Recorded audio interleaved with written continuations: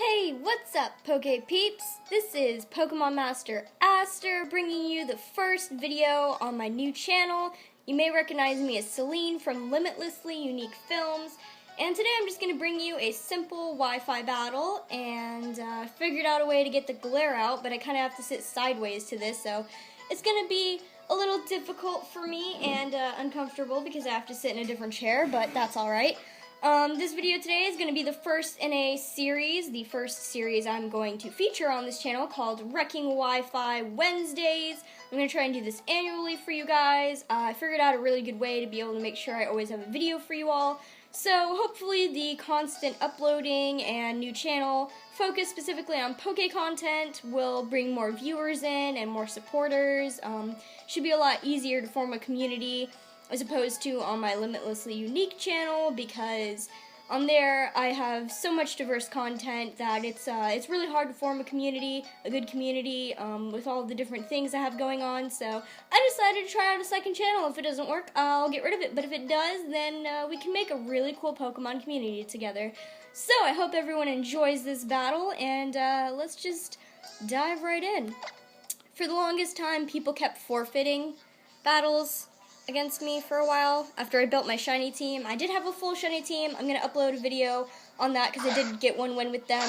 Anywho, this is a partially shiny team. I, of course, started out with Croatoan, one of my favorite leads because of U-turn. I know legends are kind of iffy, but I use them. They're good, especially Croatoan's move pool. The battle is really good competitively. As you can see, it was able to take this Ludicolo down to the red. They went for Surf because I guess they just really didn't know what else to go for. I'm surprised they stayed in, but yeah. I could have went for U-turn initially, but this seemed to be easier. It is a bit of a bummer that Croatoan is faster, because that means even though I'm technically getting switch initiative because I knocked out his Pokemon, I don't. So he gets to see what I send out. And I don't think it matters. I kind of figured he was going to send in Flygon because I saw it in the battle preview. And it's really all he's got against my Ampharos, as far as I know. So I send Croatoan back in here because I'm not really sure who else to send out. I figured they're just naturally going for the Earthquake. I went for Focus Blast. Focus Miss is hardcore these past few battles I've been having. So I had to go for Oblivion Wing here. Probably should have went for that first turn, but it's okay because, as you can see, it takes me down way far into the yellow. I did not expect that. I gotta remember that next time I face a Flygon. And brings me up to almost full HP, and then its Dragon Claw knocks me back down, but that's okay because Croatoan can take dragon hits like that. Probably not an outrage, but it doesn't matter because I'm able to gain most of that HP back. I might actually be at full HP. No, I'm not at full HP, but I'm pretty darn close. So as you can see now, I'm sitting pretty with 0 knockouts, and they have 2 on their side. All I've really been using is Croatoan so far, so things are going good.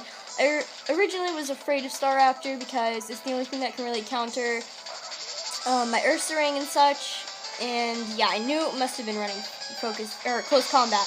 I tried to use Focus Blast and missed. They used Fly, did a little bit more damage than I wanted it to. I went for U-turn here.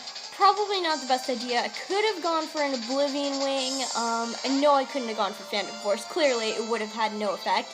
So my best switch in is clearly Ampharos. I got that Stab Thunderbolt, and then I also happen to have, what is that? Rock Gem something? Quick Claw totally didn't matter here. I made a big misplay with that. I totally forgot I had Quick Claw equipped on Ampharos, so that was kind of a bummer. Luckily that Fly, like I planned when I switched in, didn't do anything to me. Went for Confuse Ray again here, banking on the Quick Claw, activating. Luckily it did. Got the Confuse. I don't think it matters. I think it still attacks me, actually. It might go, I'm pretty sure this is where, no, okay, it hit the Self-Confusion. I'm pretty sure it gets off 1 close combat before it dies, though. I'm pretty sure that's right here. Yeah, it gets off 1 close combat, but it's not going to matter because even though this is especially defensive Ampharos, this is my special defense wall. It's got like 200 special defense. It could still take physical hits pretty well because its physical defense is pretty high. So with that Rock Gem, I'm pretty sure that's what that move was. I was able to take out that Staraptor, got that big threat out of my way, so now he's got, he's got 3 Pokemon left, and I still have all of my Pokemon left. I'm pretty sure he takes out at least 2 of my Pokemon. I'm pretty sure this was a really good battle. I haven't had a really good battle like this in a while. I mean, I don't know. It depends. So they went for Shadow Ball, which was really weird. I don't know what they thought that would do to my Ampharos, my especially defensive Ampharos. They probably guessed I was an attacker, but I wasn't. As you can see this, or as you're about to see, this swagger is going to mean just about nothing, and all it's really going to do is bite me in the butt. I know Psychic is a special attack, so it's not like the attack boost really helped, but it really was a bummer that Confusion didn't even do anything. Swagger can be kind of unpredictable like that. It's kind of lame, but it's okay because a lot of times Swagger Entei really does pull through. Entei is one of my favorite Pokemon. I'm probably going to change my profile picture on here to this Entei with the Xbox controller. I think you guys might like that a little bit better.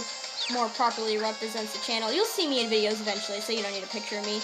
Luckily they are faster, so they didn't even get to hit me, and I'm able to get a super effective move off here, take them down to yellow. I was hoping it would take them out, but they're clearly especially defensive, even if they're not invested.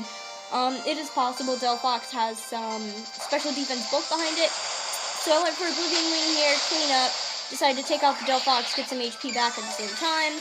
Sometimes I'm kind of iffy on using Oblivion Wing because it only has 10 PP, but that's alright. I was able to take out another one of his Pokemon, so now I'm running a 6 to 2.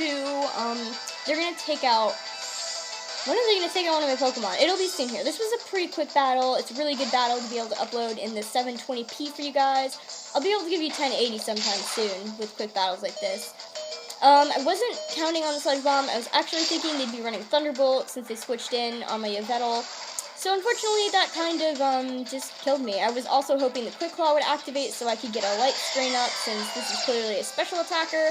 But that ended up not mattering. Gengar is freaking fast. It's one of my favorite Pokemon. My favorite Pokemon is Shiny Giratina, but you'll see me use that in battles eventually too. I'll upload one of those. I'm probably going to end up re-uploading some battles, maybe 1 or 2 that I have on my other channel, just to give you guys those battles because they were really good. So I go for Phantom Force here, can get that super effective hit off. It's gonna just one-hit KO this Gengar. Gengar may be really fast, really strong, but it is super frail, which is why, even though it's one of my favorites, it's just not something I like to use competitively, especially since Mega Gengar got banned and people are like, I don't know, they're very whiny about people using Gengar in general. So I figured Scizor would be their Mega. I was actually really surprised this battle. Only 2 of their Pokemon had items, Scizor and something else.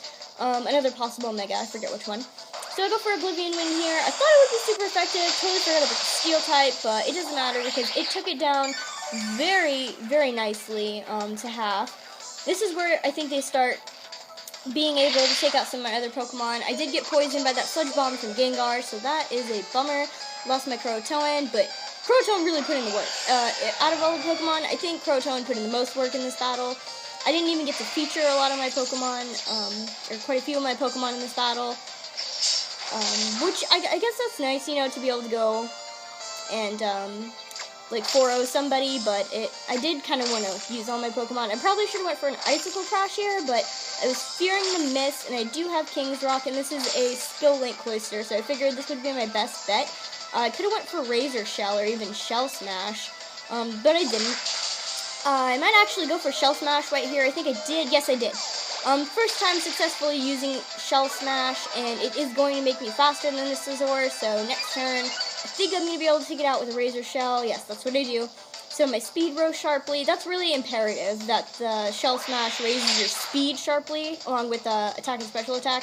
This is a physical wall and attacking Cloister, so there you go, guys. That was our first battle for Wrecking Wi-Fi Wednesdays. As you can see, I certainly wrecked with a 4-0 this time. I had 3 shinies on my team.